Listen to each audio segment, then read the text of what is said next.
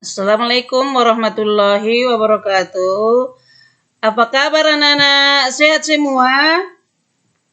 Alhamdulillah, sehat. Sebelum kita mulai pelajaran kita pada pagi hari ini, kita terlebih dahulu baca doa. Selesai. Sekarang kita masuk pada materi kita akidalak tentang beriman kepada malaikat-malaikat Allah. Beriman kepada malaikat-malaikat Allah Subhanahu wa taala adalah malaikat adalah makhluk ciptaan Allah Subhanahu wa taala yang mulia. Malaikat diciptakan dari nur atau cahaya dan manusia seperti kita ini diciptakan dari tanah dan jin diciptakan dari api. Allah Subhanahu wa taala menciptakan jumlah malaikat yang sangat banyak.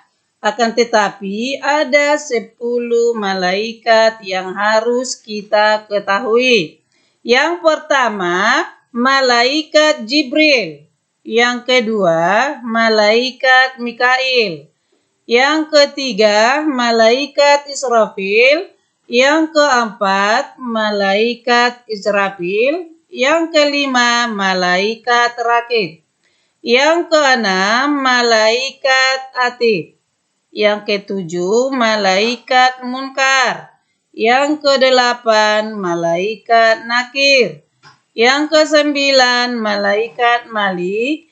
Yang ke-10, malaikat Ridwan. Sekarang kita lanjut ke tugas-tugas malaikat. Tugas malaikat yang pertama, malaikat Jibril bertugas menyampaikan wahyu dari Allah Subhanahu wa taala kepada para nabi dan rasul. Jadi, wahyu yang disampaikan Allah kepada para nabi itu untuk diturunkanlah kepada kita umatnya manusia. Yang kedua, malaikat Mikail menyampaikan rezeki kepada manusia serta mengatur hujan dan angin. Jadi anak-anak yang mengatur rezeki kepada manusia serta mengatur hujan dan angin adalah malaikat Mikail.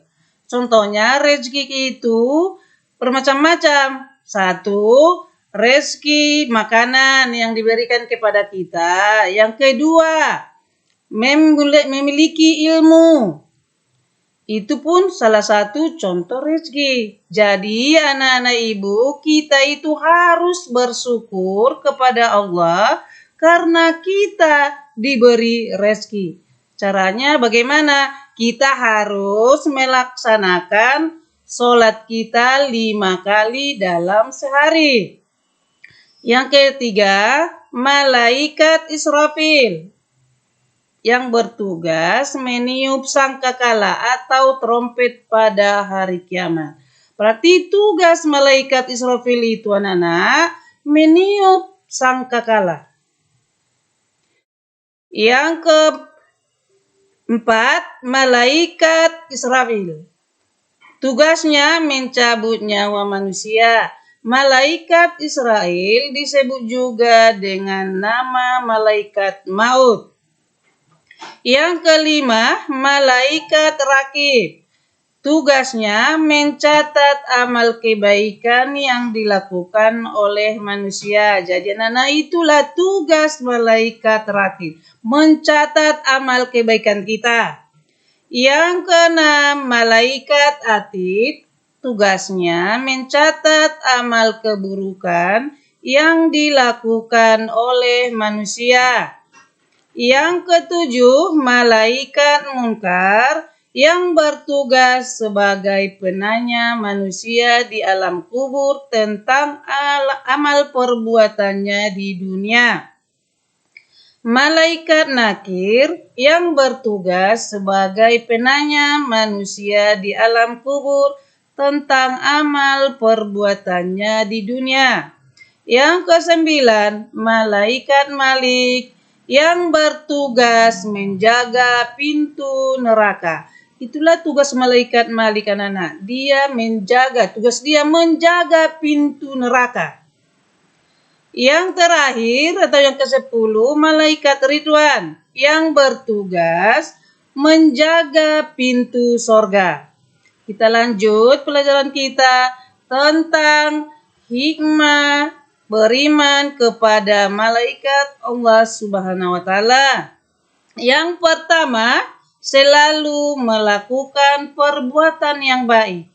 Karena setiap perbuatan kita akan selalu diawasi oleh malaikat Allah Subhanahu wa Ta'ala. Yang kedua, selalu mensyukuri nikmat Allah Subhanahu wa Ta'ala. Apapun yang diberikan Allah kepada kita harus kita syukuri. Yang ketiga, selalu berpikir dan berhati-hati dalam melaksanakan setiap perbuatan. Maksudnya di sini anak-anak, kalau kita berhati-hati dalam melaksanakan setiap perbuatan, pasti akhirnya baik. Jadi, mungkin sampai di sinilah dulu pelajaran kita pada pagi hari ini. Kita terlebih dahulu baca doa. Selesai. Sekian dan terima kasih. Wabillahi taufiq wal hidayah. Assalamualaikum warahmatullahi wabarakatuh.